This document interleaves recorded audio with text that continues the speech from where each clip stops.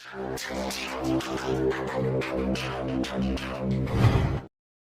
बिहार में आंगनवाड़ी सेविका और सहायिका की जो बहाली है उसकी नोटिफिकेशन आ चुकी है।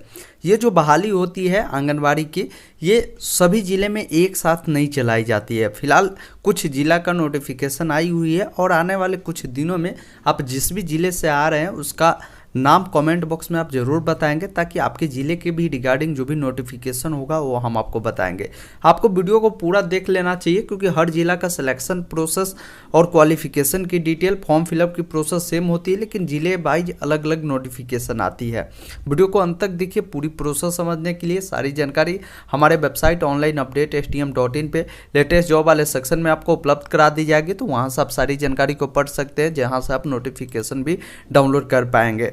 आप देख पा रहे होंगे यहाँ पे ये जो नोटिफिकेशन है, सेविका सहायिका चयन संबंधित आवश्यक सूचना जारी किया गया है, जिसके तहत जितने भी रिक्त सीटें हैं जो बताया गया है, इसमें चयन प्रक्रिया बताया गया और साथ ही क्या आपकी क्वालिफिकेशन होगी, किन प्रकार के लोगों को यहाँ पे मौका मिल रहा है, वो आपको देखने को मिलेगा।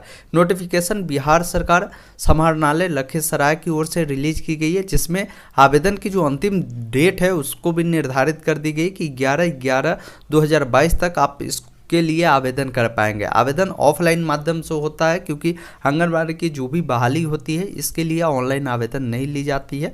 आपको आवेदन ऑफलाइन माध्यम से करना होगा। जो भी आपकी शैक्षणिक योग्यता है, जिसको 100 अभिप्रमाणित का मतलब होता है कि उसका जीरोक्स कराकर उस पर आपका साइन करवाना होगा और इस फॉर्म को इनके जो कार्यालय है जहां पे आपको जमा करना होगा। हम आगे सारी डिटेल को समझेंगे कि कहां आपको फॉर्म जमा करना है, कैसे चयन प्रक्रिया होगी, वो सारी प्रोसेस आप समझ सकते हैं। यहाँ पे देखिए, ये जो बहाली है इस जिले के रिगार्डिंग जो भी आपके पंचायत है, जो भी वार्ड है और जो भी केंद्र संख्या उसकी जानकारी दी गई है, और साथ ही रिक्त पद आप देख पाएंगे कि सेविका के लिए कितने पद है, सहायिका के लिए कितने हैं, और साथ ही वर्ग बहुलता जो है किनको दिया गया है, और आपकी आम सभा का जो आयोजन है वो कैसे होगा। आपको पहले हम समझा देते हैं इसका सिलेक्शन प्रोसेस के बारे में, फिर आवेदन प्रक्रिया समझेंगे, और साथ ही यहाँ पे आप ये चेक कर पाएंगे कि जो ये बहाली है किस वार्ड के लिए और साथ ही किस केंद्र संख्या के लिए और किस पंचायत के लिए, वो आप देख पाएंगे। टोटल यहाँ पे 47 जगहों के लिए ये बहाली को कंडक्ट कराई जा रही है सेविका सहायिका की। इसका जो मार्गदर्शिका है 2019 के आलोक के आधार पर है, यानी 2019 में जो मार्गदर्शिका बनाई गई थी सेविका सहायिका बहाली के लिए, जिसमें क्लियर मेंशन किया गया था कि इसमें आपसे किसी भी प्रकार की एग्जाम नहीं ली जाएगी।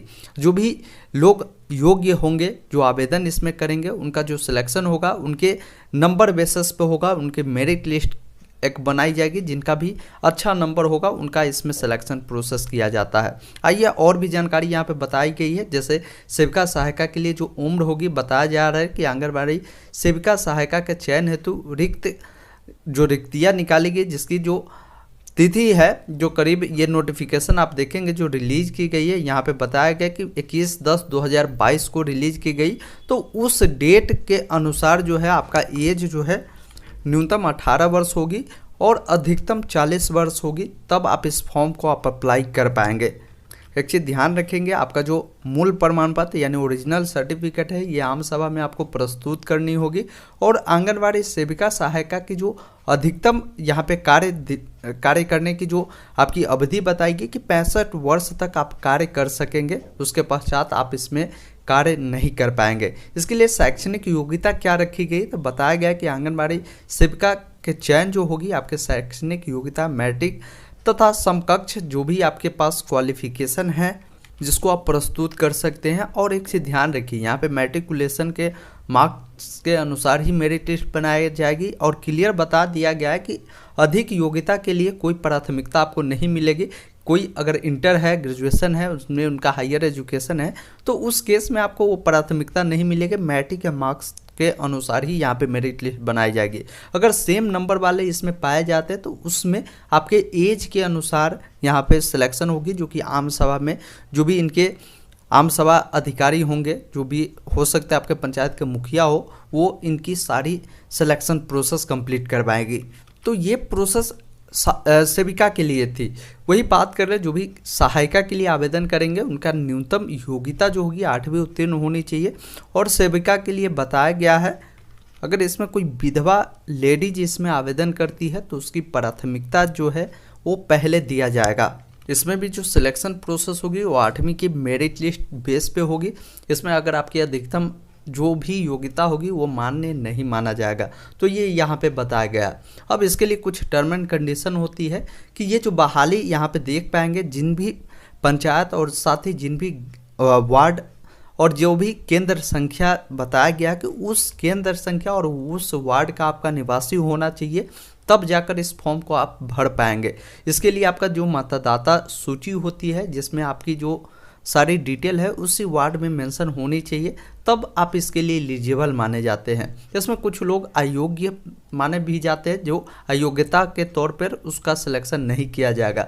जैसे वो कौन से अभ्यर्थी हो सकते हैं उसकी जानकारी समझिए। जैसे आपकी जो इनकम है वो 12,000 से अगर अधिक मंथली के रूप में अगर है तो आप इसके लिए आवेदन नहीं कर पाएंगे, जो यहाँ पे क्लियर बताया गया है। उसके बाद आवेदन पत्र की जो प्राप्ति है वो बताया गया है कि आवेदन पत्र संबंधित बाल विकास परियोजना पदाधिकारी के कार्यालय में जमा किया जाएगा, जिसके लिए इस फॉर्म को आप कहाँ से डाउनलोड करेंगे वो भी जानकारी आगे बताएंगे। फॉर्म कैसे फिलअप करेंगे वो भी आगे बताएंगे।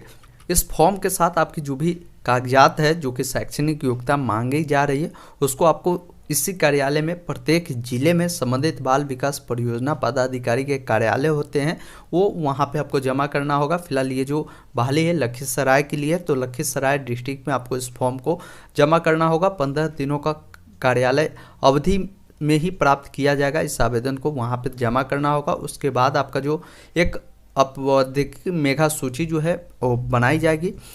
उसके बाद आपका जो आम सभा है उसका आयोजन किया जाएगा और इसमें जो भी लोग सेलेक्टेड किए जाएंगे उनका ज्वाइनिंग कराई जाएगी और उनको उस केंद्र पर जो आंगनबाड़ी सेविका सहायिका के जो काम होती है वो आपको देने पड़ेंगे और बच्चों को गाइडलाइन करके पढ़ाने पड़ेंगे। अब बताया जा रहा है कि आम सभा का जो आयोजन होगा आंगनबाड़ी सेविका सहायिका के लिए, इसमें बताया जा रहा है कि अध्यक्ष की अध्यक्षता में ये की जाएगी। अगर अध्यक्ष उस दिन उपस्थित नहीं हो पाते हैं तो उपाध्यक्ष की जो अध्यक्षता में इस आम सभा का आयोजन किया जाएगा। अब ये फॉर्म जो है आपको यहीं पे हमारे जो वेबसाइट है इस पे आकर आप इसको डाउनलोड करेंगे, जहाँ पर आप देखेंगे यही फॉर्म को आपको भरकर अपने जो कार्यालय है वहाँ जमा करना होगा। ये फॉर्म उन्हीं अभ्यर्थी को भरना चाहिए जो उस पंचायत और उस वार्ड के प्रॉपर निवासी है, जिस वार्ड के लिए इस बहाली को कंडक्ट कराया जा रहा है उनके लिए ये बहाली है। यहाँ पे पंचायत का नाम, वार्ड का नाम और जो केंद्र संख्या के लिए आप आवेदन दे रहे हैं, क्योंकि इसी नोटिफिकेशन में डिटेल बताई गई, उस केंद्र संख्या का नाम लिखेंगे। पद का नाम सेविका और सहायिका है तो आप किसके लिए आवेदन करना चाहते हैं वो लिखेंगे। साथ ही आप अपना हिंदी में नाम लिखेंगे, पति का नाम लिखेंगे। उसके बाद आपके पति का जो भी व्यवसाय होगा उसकी जानकारी बताएंगे। उसके बाद ससुर का जो भी आपका नाम होगा उसकी जानकारी देंगे। उसके बाद जन्म तिथि आपका जो भी होगा उसकी जानकारी आपको देंगे। अगर आप जनप्रतिनिधि है तो उसकी जानकारी देंगे। उसके बाद क्या आप कहीं नियोजित है यानी कहीं काम करते हैं तो उसकी जानकारी देंगे, नहीं है तो नहीं वाले पे आपको टिक आउट करना है। तो इस प्रकार ये जो बेसिक जानकारी है उसको आपको फिलअप करना होगा और आपको अपना जिला का नाम, पिन कोड और राज्य को चुनना है और आपकी जो भी योग्यता है देख पाएंगे इसमें कॉलम भी जो बनाई गई है मैट्रिक और 8वीं तो एक ही बनाई गई है। इसमें कोई कैंडिडेट अगर इंटर ग्रेजुएशन है और चाहेंगे कि हमारा प्राथमिकता मिले तो ऐसा संभव नहीं है। जिसके लिए मैट्रिक रखा गया है सेविका के लिए उनके लिए यही रखा गया और सहायिका के लिए 8वीं पास है तो 8वीं पास ही आपके लिए ये रखा गया। तो इस प्रकार इस फॉर्म को भरेंगे जो कि 2 पेज में ये फॉर्म आपको मिलेगी। इसको भरकर अपने जो नज़दीकी जो भी इनका कार्यालय है वहाँ जाकर आपको जमा करनी पड़ेगी। तो पहले जाइए इस नोटिफिकेशन को डाउनलोड करिए और देखिए कि आपके वार्ड में किस केंद्र के लिए ये जो बहाली को निकाली गई है और साथ ही किस कैटेगरी के लोगों को उस वार्ड के लिए पहले प्राथमिकता दी जाएगी। इसका भी खास ध्यान आप रखिएगा, क्योंकि देखेंगे जैसे सामान्य वर्ग के लिए है, बहुत जगहों पे अनुसूचित जाति के लिए तो पहले प्राथमिकता अगर उस प्रकार के कैंडिडेट करते हैं तो उस केस में इनको मिलेगा। ये नहीं कि आप दूसरे कैटेगरी से आते हैं उस केंद्र के लिए आप अप्लाई करेंगे तो ऐसा नहीं माना जाएगा। अगर वो कैंडिडेट नहीं पाया जाता अनुसूचित जाति के, अगर आप पिछड़ा वर्ग से आते हैं आप अप्लाई करते हैं तब जाकर आपकी प्राथमिकता मिलेगी। और साथ ही आपकी जो आम सभा होगी किस डेट को होगा और किस स्थल पे होगा उसकी भी जानकारी आपको बताई गई। तो सारी जानकारी एक बार आप खुद से रीड आउट करिए और इसके लिए आवेदन आप खुद से कर पाइए। देखिए, आप अपने ज़िला का नाम जरूर बताएं ताकि आपके ज़िले के रिगार्डिंग सारी अपडेट हम आपके लिए प्रोवाइड करेंगे। ऐसे काफ़ी सारे वैकेंसी ऑलरेडी अभी चल रहे हैं, जैसे हमने अभी बताया बिहार कौशल विकास योजना के रिगार्डिंग इस वीडियो को देख सकते हैं। साथ ही अग्निवीर में एयरफोर्स की बहाली है, उसके अलावा भी बहुत सारी बहाली है जिस पे हमने वीडियो ऑलरेडी बना दिए हैं। जैसे DRDO में जो बहाली है वो 10वीं पास पे ही है, तो आवेदन स्टार्ट है सबके लिए और सारी जानकारी हमारे वेबसाइट पे भी उपलब्ध रहती है, तो पूरी जानकारी यहाँ से भी आप रीड आउट कर सकते हैं। वीडियो देखने के लिए बहुत बहुत धन्यवाद।